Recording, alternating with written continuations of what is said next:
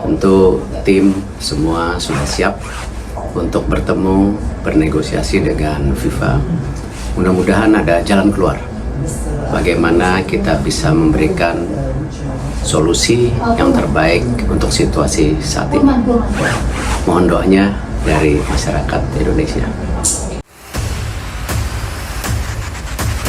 Guncang jagat sepak bola Asia, laga hidup mati Garuda Muda. Erick Thohir harus turun tangan, lobi tingkat tinggi ke FIFA demi mainkan Emiliano Jonathans, Mauro Zylstra dan Ivar Jenner lawan Korea Selatan U23 jadi tuntutanku, usai hanya dengan kalahkan Korea Selatan. Jadi satu-satunya jalan lolos Piala Asia. Apakah lobi besar-besaran ini akan jadi kunci penyelamat Garuda Muda? Jangan lewatkan kabar mengejutkan ini selengkapnya. Petir di tengah pertempuran. Timnas U23 Indonesia versus Korea Selatan. Vandenborg fokus menang, tak peduli pelatih lawan. Mampukah strategi berani Vandenborg ini menjungkir balikan prediksi dan jawab keraguan seluruh fans Garuda di penjuru Indonesia? Saksikan kisah menegangkan pertarungan hidup mati ini sekarang juga.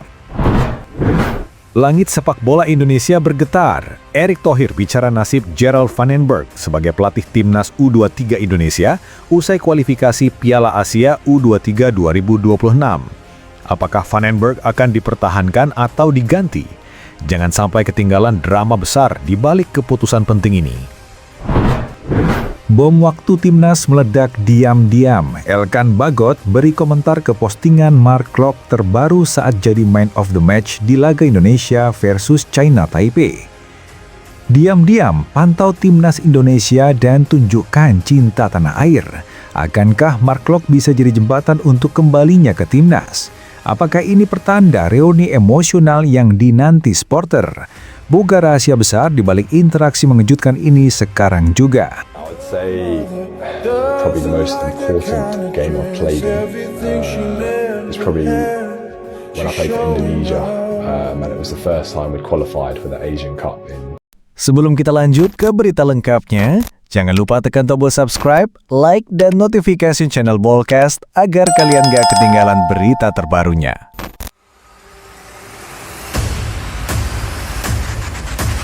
Elkan Bagot tampak diam-diam mengikuti dinamika Timnas Indonesia usai laga persahabatan melawan Chinese Taipei. Gelandang Mark Klok tampil gemilang dalam pertandingan tersebut, mencetak 1 gol dan 1 assist, lalu dinobatkan man of the match. Unggahan resmi seputar penghargaan ini ramai di media sosial, menarik perhatian para penggemar dan bahkan rekan setimnya. Momen menarik terjadi ketika komentator Instagram resmi mengumumkan Mark Klok sebagai MOTM, dan laman tersebut mendapatkan berbagai komentar, termasuk dari Elkan Bagot. Meskipun kabar ini berasal dari interaksi di media sosial dan belum diangkat oleh media berita besar, jejak digital menunjukkan bahwa Bagot memberikan respon positif terhadap prestasi Klok, menegaskan bahwa ia tetap memantau kiprah rekan di Timnas. Komentar semacam ini menjadi sinyal bahwa meski tidak termasuk dalam skuad untuk laga FIFA Matchday saat itu, Elkan tetap mengikuti dan mendukung tim, menunjukkan semangat kebersamaan dan rasa cinta terhadap tanah air. Publik menafsirkan langkah kecil seperti ini sebagai bukti bahwa Bagot masih peduli dan terhubung dengan Timnas meski berada jauh. Spekulasi mulai berkembang di kalangan netizen, akankah Mark Klok bisa menjadi jembatan menuju kembalinya Elkan Bagot ke Timnas? Banyak yang berharap momen harmonis ini bisa membuka peluang bagi Bagot kembali bermain bersama tim, terutama mengingat pengalaman dan potensinya sebagai pemain belakang. Sekalipun saat ini belum ada pernyataan resmi dari PSSI atau pelatih Timnas mengenai kemungkinan panggilan Bagot selanjutnya, komentar sosial media seperti ini cukup berharga. Hal semacam ini menjadi bukti emosional bahwa seorang pemain, bahkan yang tidak sedang dipanggil, masih memiliki keinginan kuat untuk berkontribusi dan merasa bagian dari tim. Timnas U23 Indonesia kini menghadapi laga hidup mati melawan Korea Selatan U23 dalam kualifikasi Piala Asia U23 2026. Setelah menang besar 5-0 atas Makau, Garuda Muda masih menempati posisi kedua grup J dengan 4 poin, terpaut dari Korea Selatan yang mengoleksi 6 poin. Fakta ini diberitakan berbagai media nasional, termasuk Tirto.id dan Kompas.tv, yang menegaskan hanya kemenangan atas Korsel yang bisa memastikan tiket otomatis ke putaran final di Arab Saudi. Di tengah euforia kemenangan atas Makau, muncul spekulasi menarik di dunia maya. Sejumlah netizen di media sosial berandai-andai bahwa Ketua Umum PSSI Erick Thohir bisa melakukan lobi tingkat tinggi langsung ke FIFA bukan hanya ke AFC, demi bisa memainkan Emiliano Jonathans, Mauro Zylstra, dan Ivar Jenner di laga tersebut. Kombinasi tiga pemain ini diyakini banyak orang bisa mengubah wajah permainan Indonesia, menghadirkan visi, kecepatan, serta keseimbangan lini tengah yang sejauh ini masih jadi sorotan. Secara regulasi, pintu pendaftaran pemain sebenarnya sudah ditutup. Itulah sebabnya ide lobby langsung ke FIFA lebih terlihat sebagai harapan emosional fans ketimbang opsi realistis. Namun wacana ini tetap mengemuka di dunia maya. Netizen menilai Erick Thohir dengan reputasinya sebagai tokoh internasional yang punya jaringan luas, mungkin saja melakukan terobosan luar biasa. Apakah itu akan terjadi? Sampai kini belum ada pernyataan resmi dari PSSI. Yang pasti, pensi jelang laga melawan Korsel semakin meninggi. Garuda Muda tidak hanya dituntut menang di lapangan, tetapi juga menghadapi ekspektasi besar di luar lapangan. Spekulasi mengenai lobi FIFA hanyalah cerminan betapa kuatnya keinginan publik agar Indonesia hadir di pentas Piala Asia U23 2026 dengan skuad terbaik. Bagi fans, kemenangan melawan Korsel bukan sekedar tiket lolos, melainkan simbol kebangkitan. Apakah keajaiban lobby akan terjadi? Atau semua akan kembali ke kaki para pemain di lapangan? Jawabannya akan terungkap dalam laga pamungkas yang kini dinanti seluruh pecinta Garuda Muda. Kalahkan timnas Korea, satu-satunya jalan bagi Garuda Muda untuk memastikan tiket otomatis ke putaran final di Arab Saudi. Pelatih Gerard Van den Berg menyadari tekanan besar itu, tetapi ia memilih untuk menegaskan fokusnya. Ia menyebut tidak peduli dengan reputasi pelatih lawan maupun catatan buruk masa lalu saat menghadapi tim yang ditangani juru taktik asal Korea. Van den Berg menekankan bahwa perhatiannya hanya tertuju pada timnya sendiri, bukan lawan. Menurutnya, yang terpenting adalah bagaimana para pemain Indonesia bisa tampil lebih baik, menggunakan pikiran di lapangan, dan menjaga mental tetap kuat. Dalam konferensi pers setelah laga melawan Makau, Van den Berg juga menyebut bahwa kemenangan besar itu menunjukkan peningkatan performa yang signifikan. Ia melihat anak asuhnya sudah bermain lebih taktis dibandingkan saat ditahan imbang Laos pada laga pertama. Namun, ia menolak larut dalam euforia dan menegaskan bahwa target utama adalah mengalahkan Korea Selatan di pertandingan terakhir. Mengenai tekanan publik soal rekor buruk melawan tim-tim yang dilatih pelatih asal Korea, Van den Berg berkata ia tidak mau terbebani dengan hal itu. Baginya, statistik hanyalah masa lalu dan tidak berpengaruh pada pertandingan yang akan datang.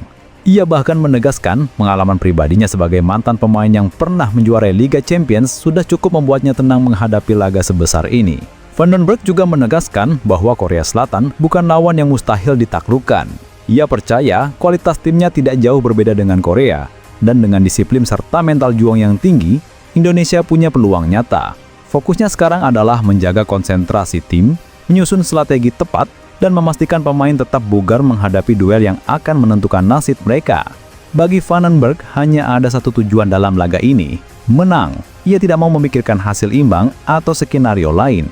Tekadnya sederhana, Indonesia harus menaklukkan Korea Selatan demi mengamankan tiket ke Piala Asia U23. Kini, semua bergantung pada 90 menit terakhir yang akan menentukan apakah Garuda Muda mampu menulis sejarah baru atau harus menelan kekecewaan. Timnas U23 Indonesia sedang menghadapi laga penentuan melawan Korea Selatan pada kualifikasi Piala Asia U23 2026. Pertandingan ini bukan hanya soal tiket ke putaran final, tetapi juga menimbulkan pertanyaan besar di kalangan publik.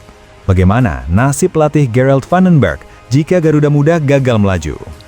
Ketua Umum PSSI Erick Thohir menjawab isu itu dengan jelas. Ia menegaskan bahwa posisi Van den Berg aman dan masa depannya tidak bergantung hanya pada hasil satu pertandingan. Erick menyebut kontrak Van den Berg dibuat dengan visi jangka panjang, bukan hanya untuk mengejar hasil instan. PSSI sedang membangun pondasi kuat bagi timnas dari berbagai level, mulai dari senior, U23, U20 hingga U17, dan Van den Berg menjadi bagian penting dari sistem tersebut. Menurut Erick, membangun tim nasional tidak bisa diukur dari satu turnamen. Ia mencontohkan bahkan jika timnas U23 gagal melaju ke Piala Asia, langkah mendadak untuk mengganti pelatih justru bisa merusak kesinambungan strategi. PSSI ingin melatih konsistensi, memberikan jam terbang, serta memastikan filosofi permainan tertanam sejak usia muda.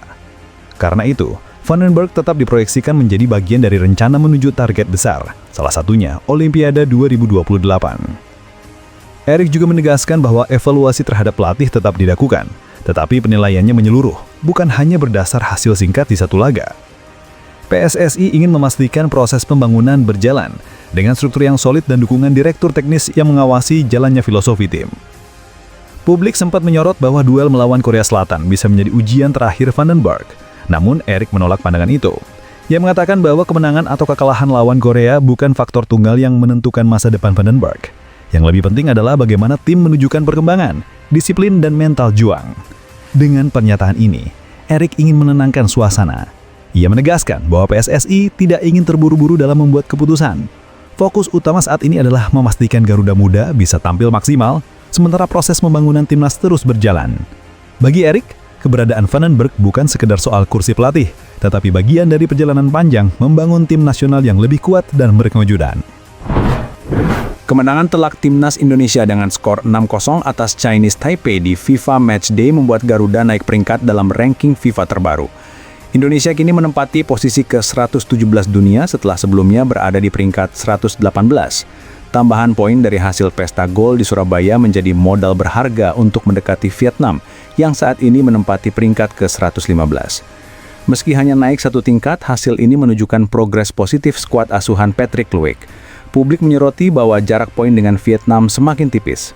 Vietnam memang masih unggul sekitar 9 poin, tetapi tren positif yang dimiliki Indonesia memberi harapan besar bahwa dalam waktu dekat Garuda bisa menyamai atau bahkan melampaui rival abadinya di kawasan Asia Tenggara tersebut.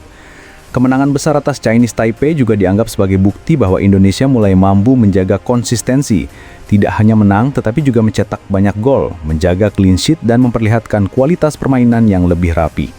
Performa ini berdampak langsung pada perolehan poin di ranking FIFA, sesuatu yang sangat diperhatikan oleh federasi maupun para penggemar. Prediksi dari sejumlah pengamat menyebutkan bahwa kemenangan berikutnya atas Lebanon dalam laga uji coba bisa semakin mendekatkan Indonesia dengan Vietnam. Tambahan sekitar 5 hingga 7 poin berpeluang membuat jarak dengan Vietnam semakin rapat. Namun untuk benar-benar melewati Vietnam, Indonesia harus tetap menjaga tren kemenangan dalam pertandingan-pertandingan berikutnya, baik di ajang uji coba maupun kompetisi resmi. Perkembangan ini tentu menjadi kabar menggembirakan bagi pecinta sepak bola tanah air. Di media sosial, banyak supporter bersorak gembira melihat peringkat Indonesia naik. Bahkan muncul sindiran bahwa Vietnam mulai merasa terancam karena posisi mereka di ranking FIFA kini tidak lagi aman. Suasana ini menambah bumbu persaingan klasik dua negara yang selama ini dikenal panas di lapangan hijau. Secara keseluruhan, hasil pesta gol di Surabaya tidak hanya menambah kepercayaan diri pemain dan pelatih, tetapi juga membawa dampak nyata terhadap posisi Indonesia di kancah internasional. Garuda kini semakin mendekat ke papan tengah Asia dengan motivasi besar untuk terus menanjak. Laga melawan Lebanon dan pertandingan selanjutnya akan menjadi kunci apakah Indonesia mampu benar-benar menyalip Vietnam dalam waktu dekat atau masih harus bersabar menunggu momentum berikutnya.